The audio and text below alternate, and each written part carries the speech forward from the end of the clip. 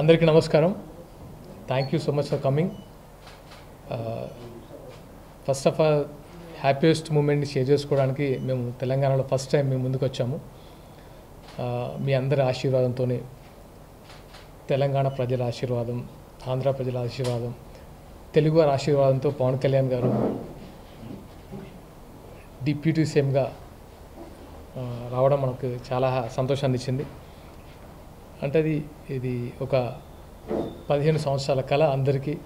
కళ్యాణ్ గారి నా పొజిషన్లో చూడడానికి, అండ్ దాని వెనుక ఎన్ని అవమానాలు, ఎంత కష్టం, ఎంత నిబద్ధత అన్నీ ఉన్నాయి. దాని గురించి ఇప్పుడు మాట్లాడడం కంటే తెలంగాణలో ఫస్ట్ టైం గెలిచిన తర్వాత ప్రెస్ మీట్ పెట్టడం జరిగింది.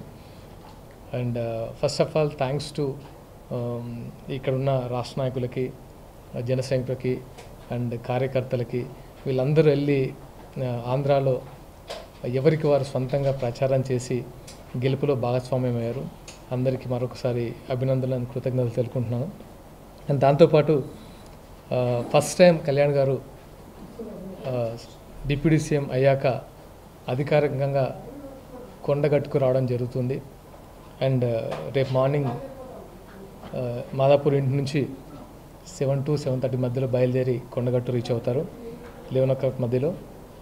అండ్ పూర్తి భద్రతా వలయం ఉంటుంది. తెలంగాణ వ్యాప్తంగా అభిమానులు, జన సైనికులు అండ్ కార్యకర్తలు, వీర మహిళలు అందరూ ఆయన కోసం వెయిట్ చేస్తున్నారు. ముఖ్యంగా తెలియజేయడం ఏమనగా ఆయన దీక్షలో ఉన్నారు అండ్ అమ్మవారి దీక్షలో ఉన్నారు కాబట్టి పోలీసులకు సహకరించాలని మనస్ఫూర్తిగా కోరుకుంటున్నాను. అండ్ మళ్ళీ ఒకసారి డిఫరెంట్గా ఇక్కడ ఒక మీటింగ్ పెట్టి అందరినీ పేరు పేరున కలవబోతున్నారు, అది కూడా దృష్టిలో పెట్టుకోవాలి. అండ్ జనసేన ఇక్కడ బలోపేతం చేయడానికి కళ్యాణ్ గారు ఒక సమావేశం పెట్టడం కూడా జరుగుతుంది. అండ్ జనసేన ఆల్రెడీ ఇక్కడ ఉంది. ఆఫ్టర్ ఆంధ్రప్రదేశ్ ఫలితాల తర్వాత ఇంకా బలంగా ముందుకెళ్తుందని అందరూ ఇక్కడ ఎక్స్పెక్ట్ చేస్తున్నారు, అలాగే జరుగుతుంది. అండ్ సమస్యల గురించి కూడా ఇక్కడ నాట్ ఓన్లీ కళ్యాణ్ గారిని చూడడానికే కాదు, అక్కడ ఉన్న లోకల్ సమస్యల గురించి కూడా చాలామంది వస్తున్నారు. ముఖ్యంగా సిరిసిల్ల ఇష్యూ గురించి కొంతమంది వచ్చి, చేనేత కార్మికులు వచ్చి వాళ్ళ ప్రాబ్లమ్స్ కూడా తెలియజేస్తున్నారు. అంటే సందర్భం కాకపోయినా ఎందుకు చెప్తున్నానంటే, అక్కడ 8 ఆత్మహత్యలు చేసుకున్నారు. వాళ్ళందరూ వచ్చి మేము ఒక మెమోరాండం ఇస్తాము కళ్యాణ్ గారికి. ఎందుకంటే చేనేత వాళ్ళ గురించి కళ్యాణ్ గారు ఇంతకుముందు వచ్చారు సిరిసిల్ల. అండ్ మా ప్రాబ్లమ్స్ ఇప్పుడు కొంచెం పెద్దగా అయ్యాయి గవర్నమెంట్ తర్వాత. ఎందుకంటే ఈ 10 సంవత్సరాల కాలం కంటే ఇప్పుడు కొంచెం 6 నెలల్లోనే 8 ఆత్మహత్యలు చేసుకున్నారు. సో ఒకసారి మేము వినతి పత్రం ఇస్తామని కొంతమంది వచ్చారు. సో వాళ్ళది కూడా మేము కళ్యాణ్ గారి దృష్టికి తీసుకెళ్తాం.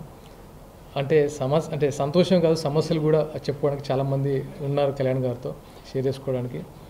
అండ్ ఫస్ట్ ఆఫ్ ఆల్ రేపు ఉన్న కొండగట్టు కార్యక్రమాన్ని అందరూ తెలంగాణ వ్యాప్తంగా సంబరాలు జరుపుకుంటున్నారు. ఎందుకంటే కళ్యాణ్ గారిని డిప్యూటీ సీఎంగా చూసి ఆ కళ నెరవేర్చుకోవడానికి అందరూ సంబరాలు చేసుకుంటున్నారు. అలాగే కొంచెం సమన్వయం కూడా పాటించాలి. మిగతా విషయాలు ఏంటంటే అందరూ రాష్ట్ర నాయకులు అందరూ అక్కడ ఆర్గనైజ్ చేస్తున్నారు. ఇప్పుడు వెళ్ళి నాకు తెలిసి ఇంకో 1-2 అవర్స్లో బయలుదేరి వీళ్ళందరూ అక్కడ ఆర్గనైజ్ చేస్తారు. అండ్ ఫర్దర్గా డెఫినెట్గా మీ ముందుకు చాలా విషయాలు తెలియజేస్తాం. ఎందుకంటే పార్టీ బలోపేతం గురించి కానీ, లేకపోతే ఇక్కడ నాయకత్వం గురించి కానీ అన్ని విషయాలు త్వరలో మీ ముందుకు తెలియజేస్తాం. అండ్ మరొకసారి thank you so much for coming. Thank you. అంటే ఇప్పుడు అక్కడ ఆంధ్రప్రదేశ్లో జనసేన సాధించిన అఖండ విజయం, హిస్టారిక్ విన్, ఇండియన్ హిస్టరీలోనే ఇప్పుడు ఎక్కడ లేనంత గొప్ప విజయాన్ని జనసేన సాధించి పవన్ కళ్యాణ్ గారు డిప్యూటీ సీఎం అయిన దాని తాలూకు ప్రభావం తెలంగాణ రాజకీయాల మీద ఏ విధంగా ఉంటుందని మీరు అనుకుంటున్నారు? డెఫినెట్గా సార్. యాక్చువల్గా మీరు అన్నట్టు కళ్యాణ్ గారు ఎప్పుడో చెప్పారు, జనసేన రాజకీయాలు లేకుండా రెండు తెలుగు రాష్ట్రాలు ఉండవని ఆయన ఎప్పుడో చెప్పారు. దానిలో భాగంగా ఫస్ట్ రాష్ట్రాన్ని ఆంధ్రప్రదేశ్లో తన మార్కెంటో చూపించారు. అంటే అవుట్ ఆఫ్ 21కి సీట్స్ కొట్టి అంటే ఎన్డీఏలోనే ఒక ప్రభావితం చేశారు. అలాగే తెలంగాణలో కూడా ఆయన మార్క్ ఉంటుంది. అంటే రాజకీయాలు కొత్త, అంటే ఆయన మార్పు ఏదైతే కోరుకున్నారో అది సాధించి చూపెట్టారు. డెఫినెట్గా తెలంగాణలో కూడా అది ఎక్స్పెక్ట్ చేస్తున్నాం సార్. మున్ముందు అంటే ఇప్పుడు చాలా తక్కువ టైం, ఆల్మోస్ట్ 1 మంత్లోనే కార్యాచరణ జరుగుతుంది. ఇంకొక 1 మంత్లో ఇంకో 1 మంత్లో డెఫినెట్గా దీనికి సంబంధించిన కార్యాచరణతో ముందుకు తీసుకెళ్తారు కళ్యాణ్ గారు.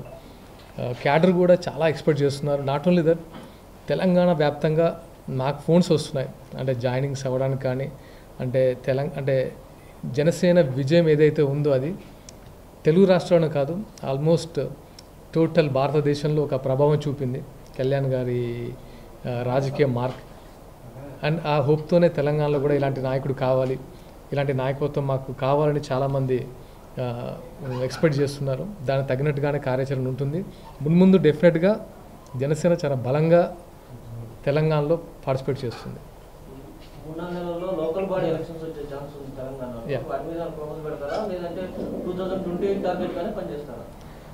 అంటే 28 అని ఏం లేదు. అంటే కళ్యాణ్ గారు ఏదైతే డెసిషన్ తీసుకుంటారో ఏంటంటే ఆయన వ్యూహం మనకు తెలియాలి. ఫస్ట్ ఆఫ్ ఆల్ కళ్యాణ్ గారు వేసే వ్యూహం ఎలా ఉంటుందంటే ఎప్పుడు ఎలా పార్టిసిపేట్ చేస్తే బాగుంటుంది, అది పొత్తా లేకపోతే ఇండివిజువల్గానా, లేకపోతే ఇక్కడ ఇంకా ఏమైనా లోపాలు ఉన్నాయో అవి సరిదిద్దుకొని ఎలా ముందుకెళ్తే బాగుంటుందని అనే ఇన్స్ట్రక్షన్ బట్టి మనం ముందుకు వెళ్ళాల్సి వస్తుంది. సాయంత్రం పవన్ కళ్యాణ్ గారు తెలంగాణ హైదరాబాద్ రీచ్ అయ్యాక ఈరోజు సాయంత్రం నన్ను కలిసే అవకాశం ఉందా, లేదంటే రేపు కొండగట్టు ఒకటేనా ఇంకేమైనా కార్యక్రమాలు? ఇప్పటికైతే ఓన్లీ కొండగట్టు దీక్షలో ఉన్నారు కాబట్టి ముఖ్య నాయకుల్ని కలిసేసి జస్ట్ ఒక 2 నిమిషాలు మాట్లాడి అది ఉంటుంది.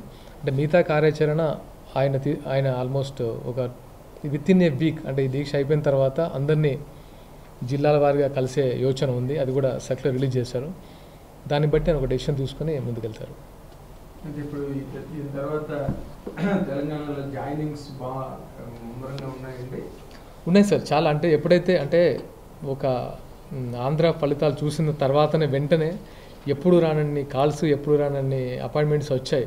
మేము జాయిన్ అవుతాం, ఆయన నాయకత్వంలో పనిచేయాలని మాకు అని యువత, దాంతోపాటు వివిధ నాయకులు, వివిధ పార్టీలో ఉన్న నాయకులు కూడా, ముఖ్యంగా అంటే టీఆర్ఎస్, బీజేపీ, కాంగ్రెస్లో ఉన్న నాయకులు కూడా కొంతమంది ఉత్సాహంగా ఉన్నారు. జనసేనలో జాయిన్ అయ్యి పనిచేయడానికి సిద్ధంగా ఉన్నారు.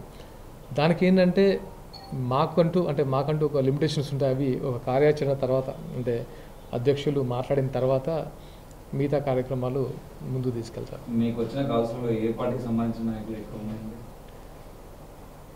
అంటే అదేం లేదు. అంటే నాకు తెలిసి అన్ని పార్టీలు ఉన్నారు. అంటే ఎలా ఉందంటే కళ్యాణ్ గారి మీద నాయకత్వంతో, నమ్మకంతో అటు టీఆర్ఎస్ పార్టీ కానీ, కాంగ్రెస్ పార్టీ వాళ్ళు కానీ అంటే పని చేయడానికి అంటే ఆయనకున్న ఇప్పుడు ఎలా ఉంటుందంటే రాజకీయాలు ఒక్కొక్క కోణంలో ఒక్కొక్కలా చూస్తారు కొంతమంది. అంటే నా దృష్టిలో కళ్యాణ్ గారి నాయకత్వం ఒక మార్పు తీసుకొచ్చిందని నేను అనుకుంటున్నాను. ఎందుకంటే ఆంధ్ర రాజకీయాల్లో, అలాగే తెలంగాణలో కూడా చాలామంది ఒక కమ్యూనిజం భావాలతో, అంటే ముఖ్యంగా యువత ఇక్కడ కళ్యాణ్ గారిని బాగా ఓన్ చేసుకుంటారు. అలాంటి వాళ్ళు జాయిన్ అవ్వడానికి ఎక్కువ ఇష్టపడుతున్నారు. ఆల్రెడీ మీరు ఎన్డీఏతోనే పొత్తు పెట్టుకున్నారు కదా సార్. మీకు వచ్చిన కాల్స్లో కాంగ్రెస్ లేదా బీఆర్ఎస్ 2 పార్టీలే ఉన్నారు. ఈ రెండింటిలో ఏది ఎక్కువ వచ్చాయని అడుగుతుంది. బీజేపీ అంటే అది మీ ఇంటర్నల్ ఆల్రెడీ పొత్తులో భాగమే కదా సార్. మీరు అన్నట్టు బీఆర్ఎస్ నుంచి వచ్చాయి, కాంగ్రెస్ నుంచి వచ్చాయి, బీజేపీ నుంచి కూడా వచ్చాయి. ఎందుకంటే బీజేపీలో కొంతమంది ఇంకా ఉండొచ్చు, కూటమిలో భాగమైన కొంతమంది మనతో పనిచేయడానికి సిద్ధంగా ఉండే వాళ్ళు ఉంటారు కదా. సో అందరూ వచ్చాయి కాల్స్. అదే సార్, అంటే యాక్చువల్గా ఇప్పుడు చాలా తక్కువ, అంటే ఇనీషియల్ స్టేజ్ ఇప్పుడు ఉంది. సో ముందు ఏంటంటే కళ్యాణ్ గారు ఒక డెసిషన్ తీసుకుంటారు. ఇప్పుడు అక్కడ తన కార్యాచరణ మీద దృష్టి పెట్టారు. ఏపీలో మొన్ననే ఛార్జ్ తీసుకొని అక్కడున్న సమస్యలు పరిశీలించడానికి ట్రై చేస్తున్నారు. నాకు తెలిసి ఆల్మోస్ట్ ఒక 1 మంత్ అది కొంచెం సెటిల్ అయిన తర్వాత ఇక్కడ ఉన్న పరిస్థితులను బట్టి ఇక్కడ ఏం చేద్దాం, ఎలా చేద్దాం, ఎలాంటి క్యాడర్ పెడదాం, ఎలా వెళ్తే బాగుంటుంది, పొత్తులు వెళ్తే బాగుంటుంది, అది కళ్యాణ్ గారు తీసుకునే డెసిషన్. అంటే ఆయన అక్కడ గవర్నమెంట్లో ఉప ముఖ్యమంత్రి పదవిలో చాలా బిజీగా ఉన్నారు. ఇక్కడ పార్టీ వ్యవహారాలు నడిపించడానికి కీలకంగా వ్యవహరించే వ్యక్తి ఎవరంటే మీరు? సార్ ఇక్కడ అదేం లేదు సార్, అందరూ ఉన్నారు. యాక్చువల్ మహేందర్ రెడ్డి గారు, శంకర్ గౌర్ గారు, రాజలింగం గారు, ముమ్మారెడ్డి ప్రేమ్ కుమార్ గారు, దామోదర్ రెడ్డి గారు, ఇక్కడ ఒక ఆయనకు అంటే ఎప్పటి నుంచో, అంటే ఆల్మోస్ట్ ఒక 10 సంవత్సరాల నుంచి ఉన్న వాళ్ళందరూ ఉన్నారు. సో నన్ను ఏంటంటే నాకు ఆల్మోస్ట్ నవంబర్లో నేను జాయిన్ అయ్యాను.